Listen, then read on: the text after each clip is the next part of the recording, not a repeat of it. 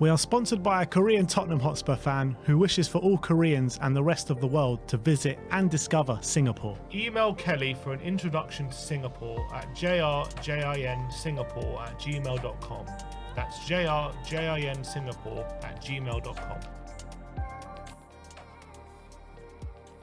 What's going on, people? We are Tottenham TV, back here for another Tottenham update. Well, it's probably like the most un-Tottenham update because nothing's happening at the moment. That's the most Tottenham update. Yeah, very frustrating at the moment in terms of the transfer window. We've got a few bits and pieces to get through, and let's start off with everyone's favourite story of Emerson Royal, as Daniel Longo says that the countdown for Emerson to Milan has begun. I thought it began ages ago, to be honest, but the long negotiation is very close to concluding, possibly in the next few hours. Milan's latest offer of €40 million plus €4 million in bonuses is very close to Tottenham's request. Tottenham's firm stance is that a $15 million guaranteed that the deal will happen. The distance is only $1 million. This is why the operation can be considered close, even if the details can make a difference. And then Matti Moretto says that Milan are in close contact with Tottenham to define the Emerson Royal operation, but closing is not expected today. The parties are working to find a definitive balance between the fixed part and the bonus. And Di Marzio says that new meetings today between AC Milan and the agent of Emerson Royal to settle the player's contract, who continues to push to arrive in Milan. The negotiations between Milan and Tottenham are at the final details. And funnily enough, the K-League fullback Choi Jun, who was talking about who was the hardest player that he faced in the friendly, and he said Emerson Royal. Everyone in the K-League team said Royal is the most impressive. He was a wall, defensively incredible, even though Yan Min-hyuk absolutely skinned him alive. I think it's very smart of Levy to pay him to say that, just to get the price up a bit from Milan. Very smart of Levy. But yeah, I just find this all very peculiar. The talks just seem to be hotting up. Nothing seems to be progressing too much. And then he played 70 minutes last night. Yeah, it is all a bit strange, but it's one of those things in the transfer window, until the deal's done. Sometimes players are still going to play for their club. Sometimes they get left out in case not to jeopardise the deal, but sometimes they don't. And sometimes they play more than any other player on the football pitch. And sometimes that happens as well, and that's what happened yesterday. Well, look, according to Cho, he was that impressive. They just couldn't take him off. He was just so good. Look, I think once the deal gets signed, no one's going to be talking. No one's going to be thinking about the time he played 72 minutes. But I think it's very close to being done. I think if it's only $1 million away from the guaranteed fee, that should be agreed sooner rather than later, and I think that's a good fee for Tottenham. So let's hope it gets done as soon as possible and we can kick on and start getting some signings in. Gary Jacobs says that Ivan Toney, who Tottenham have tracked, looks increasingly likely to stay at Brentford this summer. I don't really buy that one at all. They know that his contract's running down. I feel this is a bit of games going on in the press with Brentford saying, look, if you don't pay our fee, he's going to stay at us for the coming season. But I don't buy it at all. I completely agree. I'm pretty sure they said the same thing about Raya when the deal with Spurs fell through, and then all of a sudden the noise was coming out, he's actually going to stay and all this kind of stuff. I don't buy that. I think, as I've said, I've been pretty consistent throughout this window about Toney. The deal probably won't be done now, and I think the later the window goes, the more his price is going to drop, and then you'll see more interested parties. Brentford aren't the kind of team who let their players go on a free. They like to get the money in because they're a smart team and they use those funds really well, really effectively. They're a really good team in the transfer market, and I'm pretty sure they'll back themselves to replace Ivan Toney, even if it is a lesser fee than they would want. So I think just keep an eye on that one. I think come maybe mid-August, that the run between that 2-week period between mid-August, late August, I think that's when you're going to see a lot of movement there.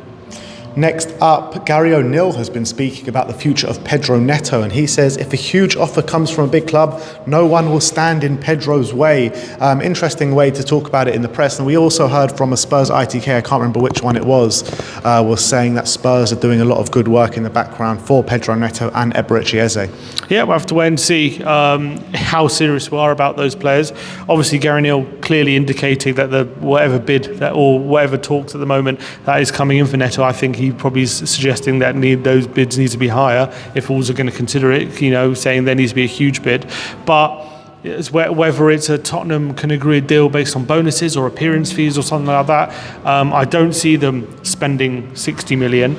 I've heard reports that they value him nearer to like 45. But maybe if they spend like 45 million on him and then maybe make up the difference in, let's say, if he plays over 25 games a season or something, you can add the money back on, or extra money, then I think maybe that's a deal that could be closer to be completing. But I don't see Tottenham stumping up 60 million with his injury record right now. And last but not least, I did promise our cameraman Sammy that I wouldn't speak about Conor Gallagher again on a Tottenham update. But I'm going to speak about Conor Gallagher now, as Fabrizio Romano says that Tottenham are keeping a very close eye on the Conor Gallagher situation with Atletico Madrid. Graham Bailey says Conor Gallagher has never had a real desire to join one of Chelsea's rivals, given his love for his boyhood club. David Ornstein, Conor Gallagher has rejected a late contract offer from Chelsea with Atletico Madrid in advanced discussions over signing the midfielder. However, no mention of Tottenham in his report.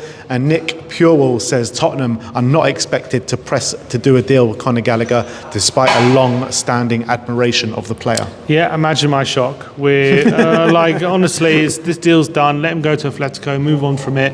I wouldn't be surprised if you come after a couple of seasons at Atletico, he's done quite well, or he's open to a move. Maybe then Tottenham could jump back in for him. But look, he ain't coming to Tottenham from Chelsea. We're not stumping up the money. Chelsea are going to put a premium on him probably to join Tottenham. So yeah, I think this one's been done for a while. I don't think Tottenham were ever seriously going to go in for him. Never going to happen. Yeah, and it seems as though he never really wanted to come to us either. Yeah, that was also something I really questioned. That's something that we spoke about so much, though. Like Chelsea captain last season, Cobham boy.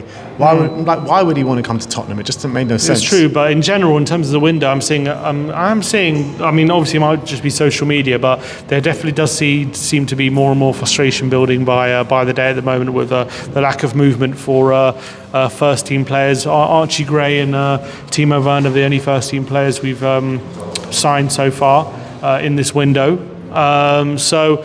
I do hope that they get a move on and start signing some players, because the tour's nearly over now, and you got obviously Bayern one more friendly game, and then the season starts. So we're really not far away. It's 2 weeks from the Bayern game till the start of the season, the first Bayern game.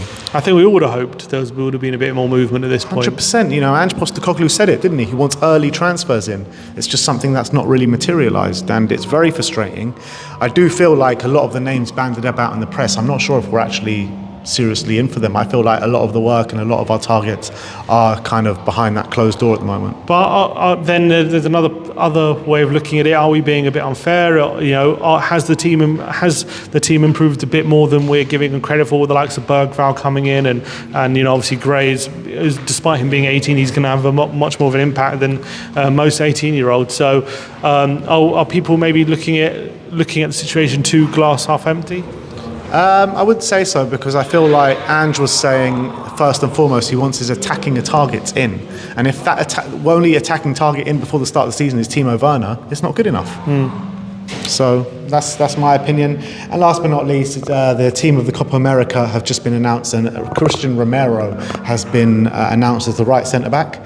Davinson Sanchez as the left centre-back. Sounds like a good player. We need a Davinson left centre-back backup. Maybe we should look at him. Sounds like a decent player, and we'll do a scout report. And Piero Hincapié at left back. Pretty good team. Yeah. So that is your Tottenham update for today. Let me know in the comment section below your thoughts regarding all the news stories we brought to you today. Are you getting frustrated with the lack of movement of incomings in the window? Let us know in the comment section below. Like, subscribe and comment. And as always, come on you Spurs.